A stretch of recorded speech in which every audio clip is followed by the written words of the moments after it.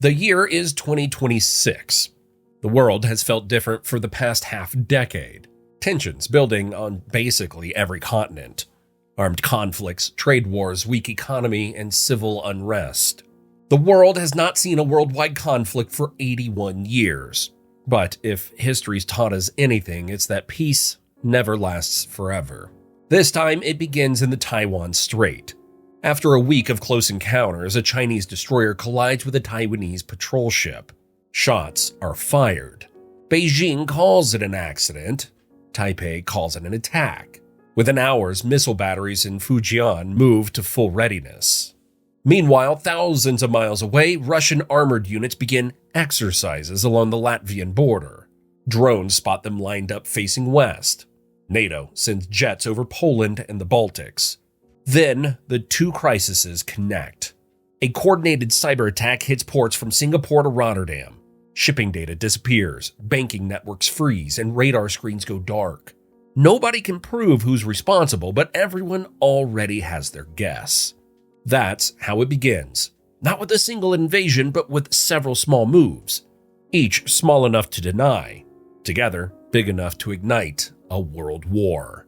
There are basically two sides. The Western coalition, the United States, European NATO members, Japan, South Korea, Australia, and most of Southeast Asia, unite around one goal: keep trade routes open and defend allied territory. Opposite them, the revisionist alliance: China, Russia, Iran, and a few others. Move in coordination, each testing a different border. Their strategy is simple. If they push together, the West can't respond everywhere at once. Neutral nations try to stay out of it: India, Saudi Arabia, much of Africa. But their oil, minerals, and sea lanes quickly become battlegrounds for influence. The first real shots come in the Pacific. China launches salvos of DF-21D and DF-26 anti-ship ballistic missiles into the Philippine Sea. Their targets: U.S. carrier groups near Guam and Okinawa. Aegis destroyers react instantly. Interceptor missiles launch into the sky. Some hit, some don't. A U.S. supply ship burns east of Taiwan, while a damaged cruiser heads south for repairs under escort. Beijing isn't trying to sink everything. It's trying to push the carriers beyond the first island chain, far enough that Taiwan is left isolated. Chinese amphibious ships gather along the coast, but they don't land. Instead, they form a loose blockade around Taiwan. Drones, missile boats, and submarines circling the island and daring anyone to break through. Taiwan is quickly mobilizing its defenses. Highways turn into launch sites, with mobile anti-ship missiles hidden in mountain tunnels. Japanese F-35s take off from Okinawa, while U.S. bombers lift from Guam, Diego Garcia, and northern Australia carrying long-range anti-ship missiles. The distances are harsh. The Taiwan Strait is only 80 miles wide, but for U.S. reinforcements, it's thousands of miles to reach the fight. That's where submarines step in.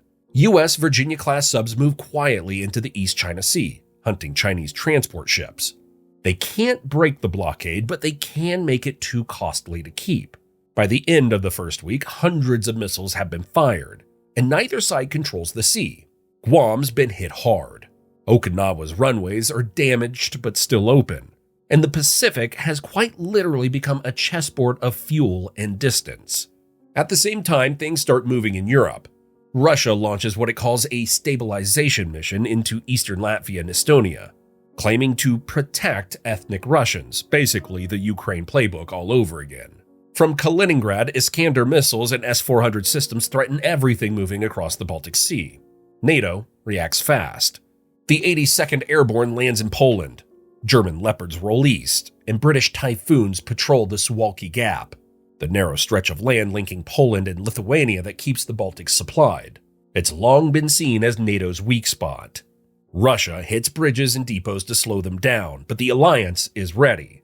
Supplies are scattered, air defenses shift constantly, and drones fill the sky. Within days, battles spread across the Baltics, mostly fought with drones and tanks. Russia's older vehicles are shredded by javelins and HIMARS fire, but NATO takes hits too. Farther south, another crisis begins.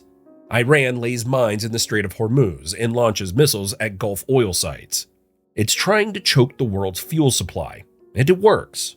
Oil prices triple overnight. U.S. carrier groups move into the Arabian Sea with drones and Gulf allies nearby. Saudi and UAE crews race to clear mines while Iranian boats harass them daily. Each week the strait stays blocked, the global economy bleeds billions. Meanwhile, Iranian-backed groups in Iraq, Syria, and Yemen fire on U.S. bases and Israeli cities.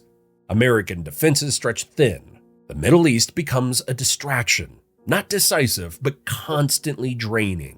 And that's when the war starts spreading everywhere else. Merchant ships begin sailing in convoys again for the first time in decades. Submarines and bombers stalk tankers through the Suez Canal, the Panama Canal, and the Strait of Malacca. Every shipping route becomes a potential trap. If Suez is lost, Europe's oil has to go around Africa, adding around 2 more weeks to every shipment. Lose Malacca, and Japan runs out of fuel within a month.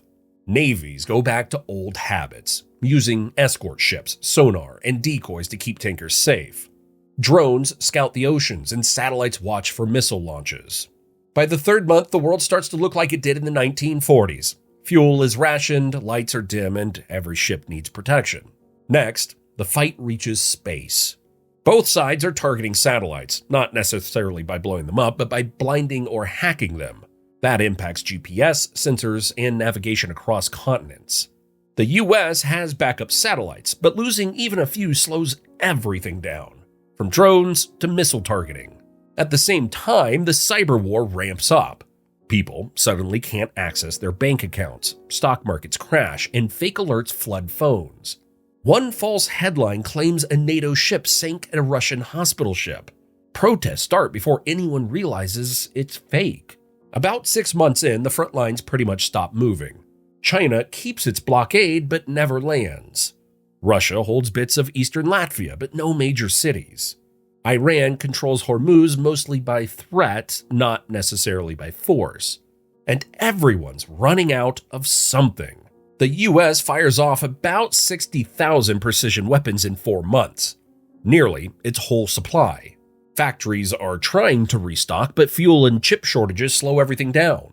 China and Europe are short on fuel, and Russia is short on people and spare parts. It's becoming more and more about logistics than bullets.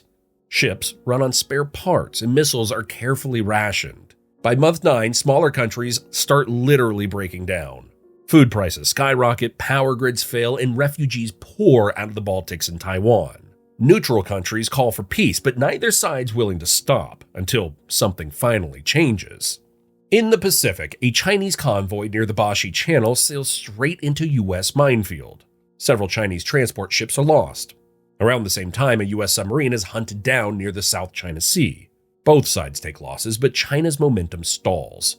Too many ships gone to risk a full landing. In Europe, NATO finally pushes back.